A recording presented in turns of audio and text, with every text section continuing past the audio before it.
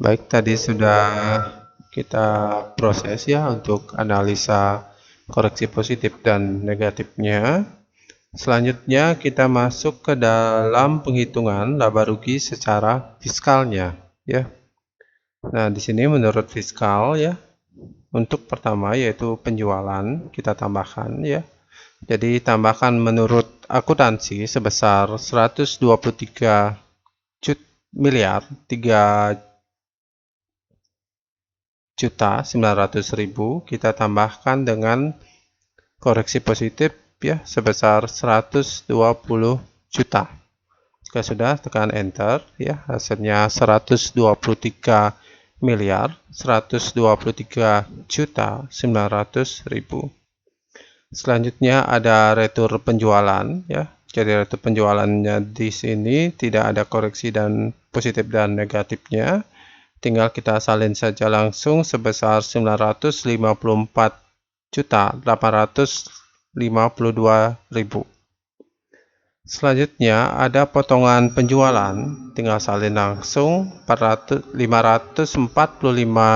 juta ya 987.000. Sehingga penjualan netonya menjadi sama dengan penjualan secara fiskal dikurangi dengan retur penjualan secara fiskal dikurangi dengan potongan penjualan secara fiskal. Hasilnya itu adalah 121 miliar 623 juta 61.000. Untuk harga pokok penjualan tetap disalin langsung ya sebesar 97 miliar 929 juta 274.000. Sehingga laba brutonya menjadi 100 penjualan netonya ya secara fiskal yaitu sebesar 121 miliar 623 juta 61.000 dikurangi dengan harga pokok penjualan secara fiskal sebesar 97 miliar 929 juta 274.000. Hasilnya 23 miliar 693 juta 787.000. Selanjutnya ada biaya gaji ya. Ada biaya gaji bagian penjualan. Jadi biaya gaji bagian penjualan ini mengalami pengurangan ya. Karena di sini ada yang tidak dianggap sebagai beban oleh pajak ya. Yaitu senilai 122.190.000 ya. Tinggal kita kurangi nilainya ya. Jadi secara akuntansi itu nilai biaya gaji bagian penjualan sebesar 2.951.900.000. Kemudian ada koreksi positif yaitu mengurangi nilai biaya gaji bagian penjualan sebesar 122.190.000. Hasilnya 2.829.710.000. Kemudian dilanjutkan lagi untuk biaya perjalanan dinas ya. Biaya perjalanan dinas di sini secara akuntansi itu nilainya sebesar 253.465.000 kita kurangi dengan 3.576.000. Hasilnya biaya perjalanan secara fiskal itu hasilnya 249.889.000.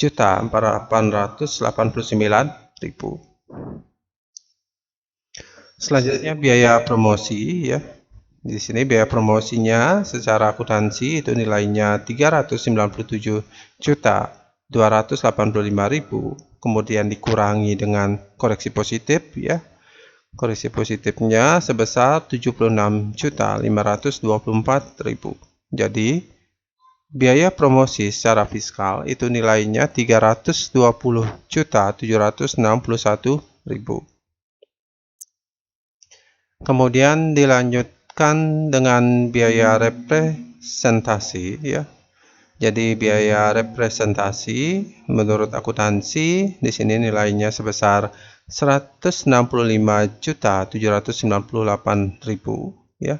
dikurang dengan koreksi positif, yaitu sebesar 165.798.000 ya. Itu hasilnya nanti sebesar 0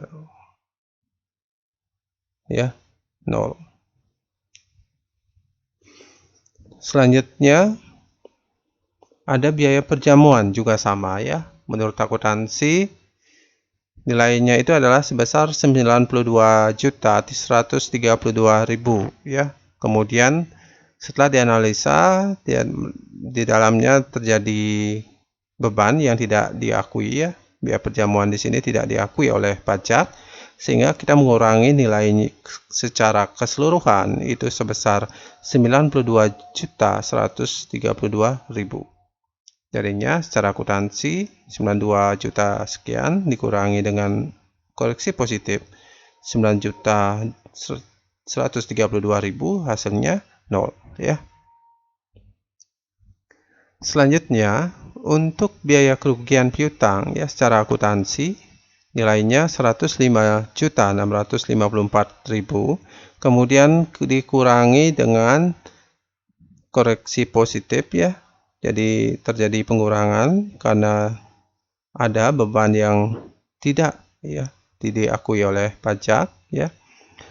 Di dalam piutangnya senilai 37.154.000.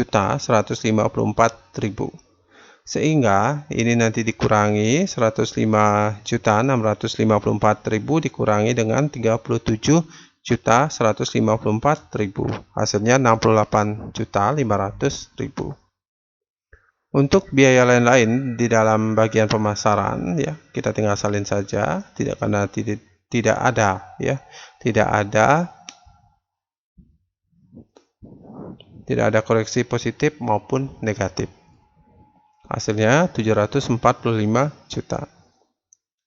Sehingga untuk jumlah beban bagian penjualan ya, jumlah beban bagian penjualan itu sebesar, tinggal kita sum ya, SUM kita blok ya, dari 2.829.710.000 sampai di 745 juta ya. Jika sudah, tekan enter. Itu maksudnya artinya biaya gaji bagian penjualan ditambah dengan biaya perjalanan dinas sampai pada biaya lain-lain bagian pemasaran. Jadi hasilnya di sini kita dapatkan adalah 4.213.860.000. Untuk sesi berikutnya, pada penghitungan beban bagian administrasi dan umum, kita akan bahas sesi berikutnya. Terima kasih.